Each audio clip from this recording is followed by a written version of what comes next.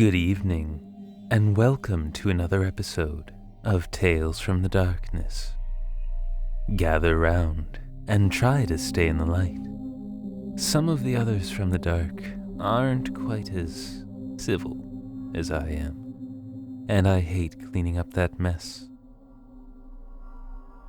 Escaping Danger by a Very Fine Line, from K. Louise 18.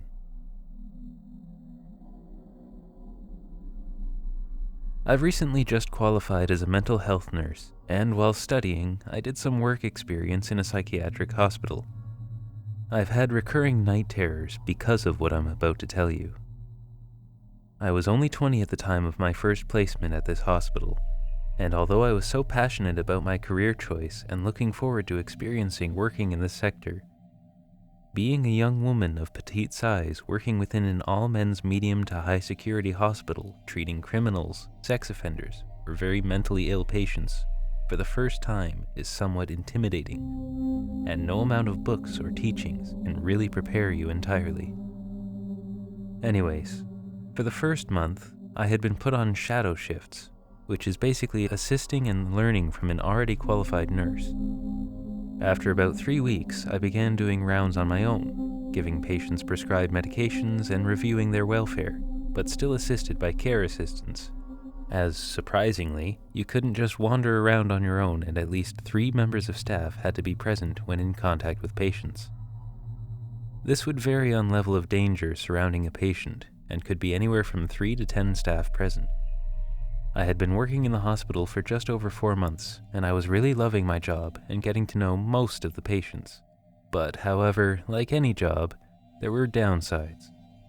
One of these downsides was the wards being so understaffed at times, presenting more danger, and it always being so eerily quiet on a night shift, which made walking through corridors on my own terrifying and just horrible. One night, my alarm sounded, meaning somebody needs assistance urgently on another unit.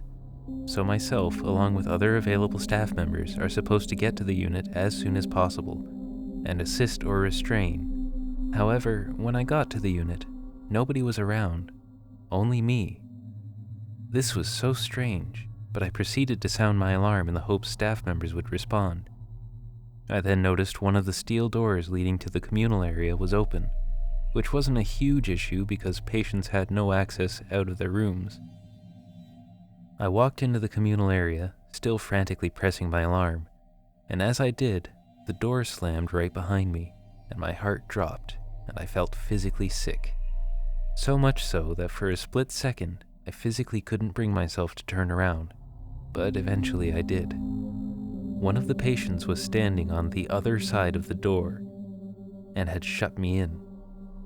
It was later determined that a care assistant had been assisting this high-level patient on their own, which is literally rule number 1, never enter patient's room on your own. And the staff member had had a seizure and collapsed, leaving the patient's door unlocked, keys to hand, not for other patients' bedrooms, luckily. I was trapped in the communal room, and this patient who I could see through a small peephole on the steel door was staring through, taunting me, and saying the most repulsive things to me, which is easy to brush off in a normal situation, but this wasn't. I was in danger, and due to him having the keys, he could so easily unlock the door he had shut, locking me in. I literally had my hand on my alarm constantly, but I was shaking and couldn't stop myself thinking what is going to happen if people don't come, and if this patient thinks to try the keys in the door and gets in. Then finally, like a godsend, 2 care assistants came running through the corridor, restrained the patient, and took over the situation. I was in shock, and it all seemed a massive blur, but although I still do this job in a totally different hospital, I'm overly cautious of everything, and I cannot stop thinking of all the things that could have happened to me if the patient had shut myself and him in the communal area. After all, this was a seriously mental ill sex offender who had raped and killed his own mother.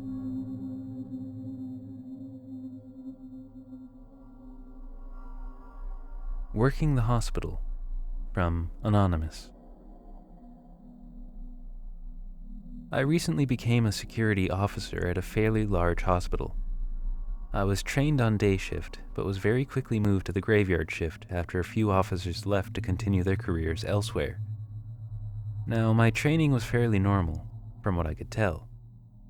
I've worked security before, large public events, high-end hotels, and private security for some important people visiting our city. I learned the ins and outs of the hospital pretty fast.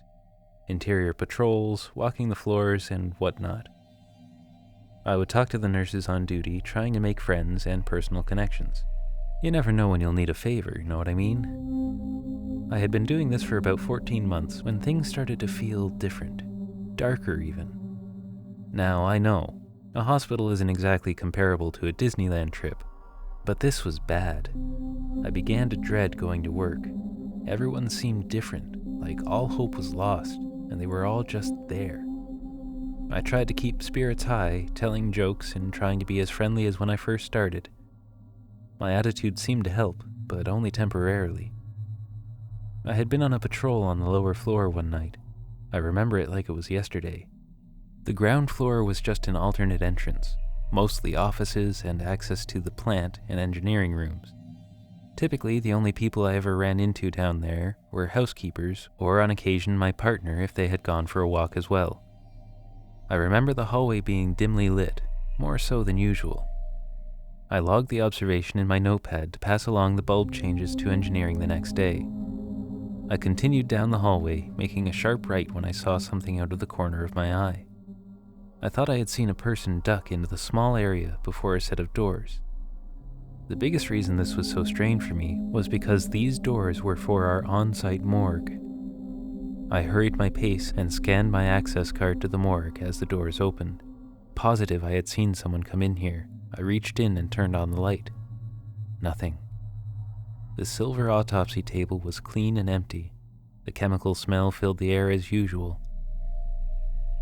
At this point, I genuinely began to think my partner was playing a joke I was starting to think was anything but funny. I lifted the canvas cover on the gurney, empty. Checked behind the autopsy table, nothing. Nothing in this room was out of place. I shrugged this off to some rattled nerves and continued my patrol. I walked the upper floors before making my way back down to our office, where my partner was still sitting, passing the time by watching movies on their phone. I still couldn't shake the feeling that something wasn't right here. I had never had this feeling before, and my gut instinct has never let me down before. I pulled in close to my computer and pulled up the surveillance footage outside the morgue. The hallways were empty. No one had been in or out except for me. I played the clip over and over, forward and back, again and again before I finally saw it. Not a person, but a shadow perhaps. Whatever it was barely visible, but it definitely moved towards the door. I passed the info along to my boss on day shift, left him with the camera times, and went home. It was my weekend, and I fully intended to enjoy it. My 2 days off came and went. It always feels like it's never enough. I returned to work and everything was as usual, dark and depressing. Around 2 a.m., I got a call from a local funeral home, telling me they were here for a body. Day shift had passed on that we had one in the cooler and to expect them.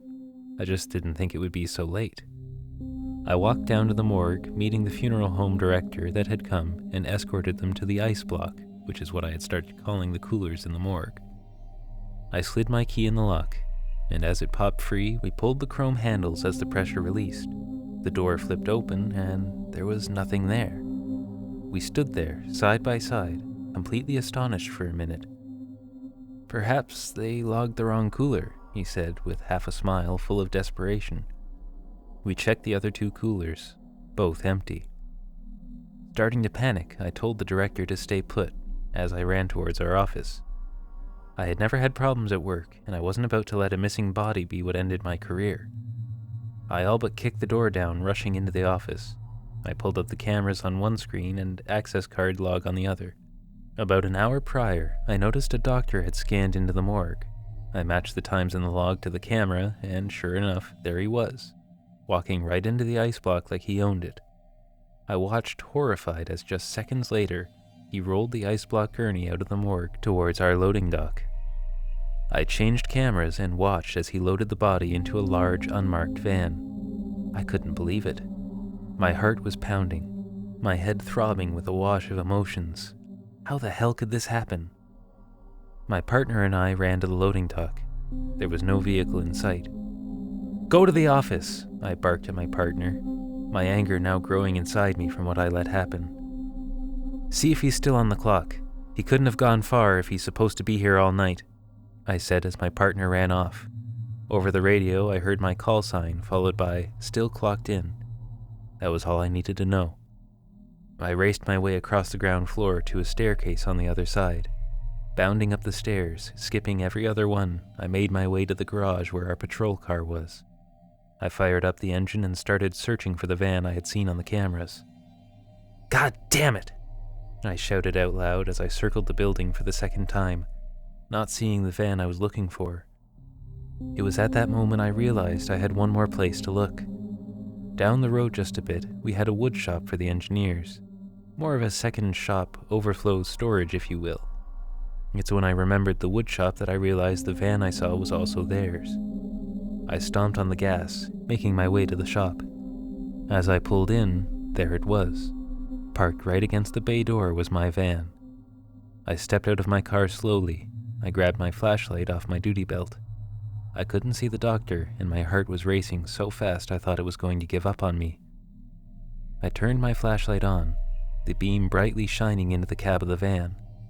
I moved the almost daylight bright beam around the parking area. I couldn't see anyone. It was at that moment I took a step in the direction of the shop. A god-awful sound hit my ears, high-pitched and mechanical. My blood ran cold. It was a table saw, and the sound was coming from inside the wood shop. I got on my radio telling my partner where I was. I didn't have time to wait. I passed my badge over the card access pad. It lit up green and the door popped open. I stepped inside and the sickest feeling washed over me. What I saw was unbelievable, but as true as I sit here today. There he was, his lab coat still on. He had the body on the table, the saw still running. He turned to me with a yellow tint in the whites of his eyes. He was chewing on something, like I had caught him having dinner. "My God," I gasped, the words barely leaving my lips. He was chewing on a chunk of flesh from the arm he had just cut off. My head got light and the room began to spin. As I tried to control my body, the doctor dropped the now severed arm and lunged my way with his hand in his pocket. I felt a sharp sting in my neck. It was a needle. The bastard actually stuck me with a needle. The dizzy feeling got worse as my body went limp. I hit the floor with a thud as sawdust filled the air. The syringe rolled on the floor in front of me. All I could make out before falling asleep was Geodon. He had put me to sleep. I couldn't do anything about it. I lay there, falling asleep, knowing he was going to get away. Then, blackness. I was out. When I woke up, I was in a hospital bed. No one believed me. The body was still missing and the tapes had been erased.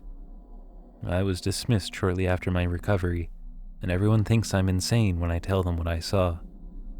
In my mind, I know to this day he is still out there, probably posing as another doctor in some other state.